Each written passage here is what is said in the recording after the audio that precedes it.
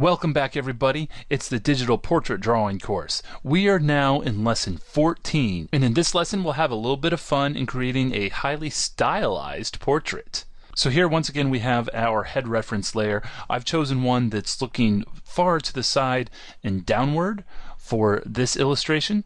Now these first couple of steps are very familiar to you, so I'm just going to step through them very quickly. I'm going to add in the measurement lines to mark the features of the face, keeping in mind that the jawline will extend from what appears to be the jawline of this egg shape here. It does come out significantly from there. Okay, so on top of this, now I will start sketching in my major outlines. Okay, there we go. We've got the eyes, the eyebrows lined up on that line there, the eyes on that midpoint between the top and the bottom is the mouth, and then the bottom of the nose aligns there. The mouth is aligned underneath the eyes. We've got the mechanics of it all set up well.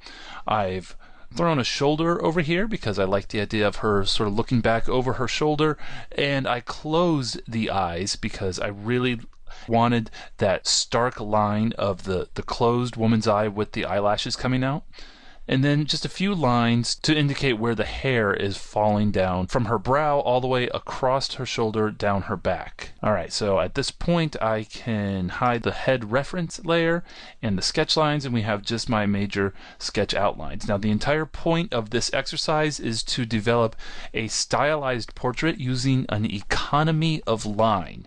And that means you really have to be able to nail down the major elements to indicate instead of illustrate where her features are. Before we start, let's go ahead and make sure we have the calligraphy brushes loaded.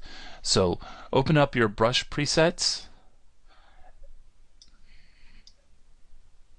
and on this flyout menu come all the way down to the calligraphy brushes, and then append those to your current library, and they will show up way down here at the bottom. We're going to be using mostly the flat 10 and flat 15. Really, either one of those will work really well for what we're doing here. Now the way these brushes work is the tip itself is elongated so that as you're sketching along, the angle of your line is dependent on the direction of the brush tip, which creates a really variable width, beautiful type of illustration. And if you open up the brush panel, you can adjust the angle of that tip so that as you're drawing,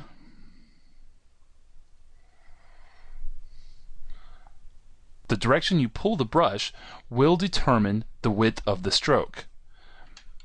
Now this is something that admittedly takes a lot of practice to get right, so I'm not going to expect you to be able to draw this out with these. Instead, I'm going to show you an easy way to do it that generates a very good, clean, and beautiful result.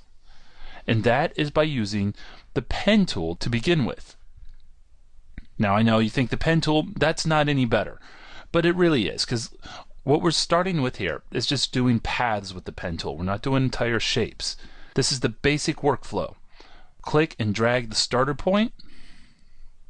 Click and drag the next point. And continue through until you get a single path down that you like. All right, now I don't want that one to necessarily connect with the nose path, so I'm going to control click again. And then I'm going to start a new one. Make sure the path is on combined shape.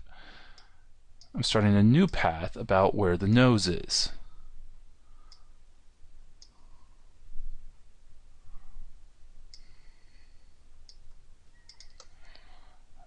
Now, go back to our brushes panel. Click the shape dynamics and make sure the size control is set to pen pressure. Right. We've got a new blank layer here, and we have our path already created. So we'll pick our path selection tool, select these paths, right click and select stroke path, tick the simulate pressure box on the stroke path dialog, click off from it, and you can see that generates a really nice stroked line along those paths. Now to see it better, you have to go over to the paths panel and click off the regular paths, and you can see the beautifully stroked line that created. In fact, if we hide our sketch outline, look at that. That's really, really nice. So essentially, that's the workflow. You create the path, you set your brush up, you stroke the path with that brush. Do be aware that you can adjust the angle right here, so that you want to make sure you're paying attention to where the stroke begins and the angle the brush should be at that beginning stroke. Also, just as a comparison, if you unclick the simulate pressure option, it's going to give you a different looking type of stroke. It still looks really nice, and it may be what you want, but my preference in this style anyway is for the one that is pressure simulated. I think it creates a more delicate stroke. It's less of a Sharpie type of look, in my opinion. So I've gone through and created those paths for each of these lines that you see, and then stroke them using that same brush set. The only thing that I needed to make reference to is where the jawline overlaps with the hair. Now, there's a couple ways you can deal with that. You can either stroke the line and then use the eraser tool to erase that stroked line there, or what I did was actually, after I had the hair stroke done, that's when I did the jaw stroke, and I created a selection just really tight into the hair.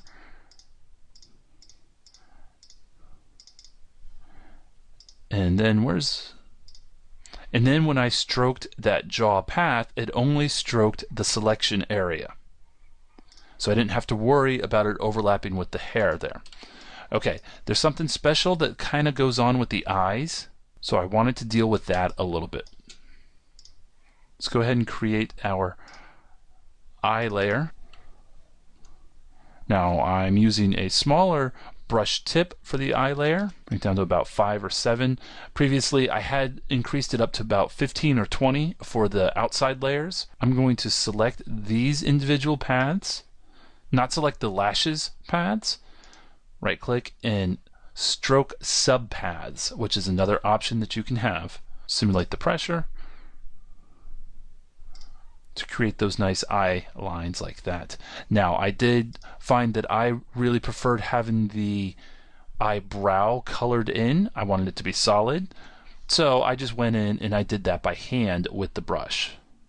Okay, now I want to detail what goes on with these lashes, because there's something special there too. Create a new layer for the lashes. Open up the brush panel again, and now on the shape dynamics, instead of having the size control to pen pressure, set it to fade. And start the fade about at 50, just as a starting point. Alright, then select one of those paths and try stroking it. This time I'm going to turn off the simulate pressure. And see how that lash now, it starts thick and ends up going light? That's exactly what we want. Now I'm noticing that it's coming out with this gray color instead of the black, so I'm going to undo that and swap the colors and do it again. But also I want to set my fade control to be a little bit longer, so I'm going to set it up to 70. Grab that same path again and stroke that subpath. That looks nice. It may need a little bit of touch up here at the top so that the lashes don't go above the eyelid. But that gives a really nice fade out and width to those lashes, and that's how you end up doing every single one of them. There we go. Once again, I don't really like it coming above the eyelid, so just a quick touch of the eraser. Now we have our beautiful stylized portrait. Okay, guys, that's it for lesson 14. Now we know how to draw those really cool, very classy, stylized portraits with a nice economy of line, with beautiful fluid calligraphy strokes, and it's not that hard to do.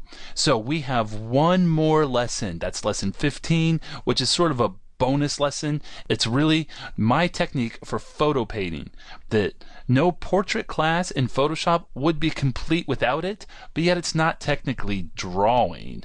You'll see. You'll just have to take a look and see for yourself.